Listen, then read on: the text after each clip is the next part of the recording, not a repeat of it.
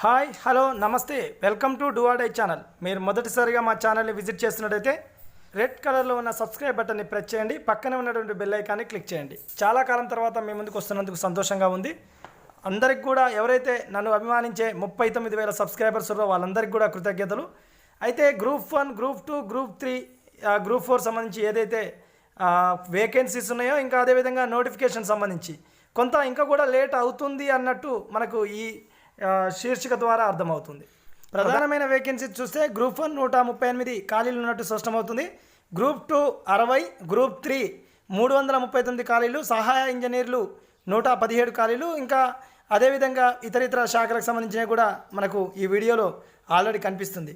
Revenue శాఖలో 260 ఖాళీలు ఉన్నట్టు కూడా మనకు స్పష్టమవుతుంది. పాడి పరిశ్రమ 20, సర్వే భూ రికార్డులలో సంబంధించిన ఖాళీలు 16 ఉన్నట్టు కూడా కనిపిస్తుంది. టోటల్గా ఈ శీర్షిక చూసినప్పుడు రాష్ట్రపతి ఉత్తర్వుల ప్రకారం ప్రస్తుతం గుర్తించిన పోస్టులను జిల్లా, జోన్లు, మల్టీ జోన్లు వారిగా పునర్విభజించాలి.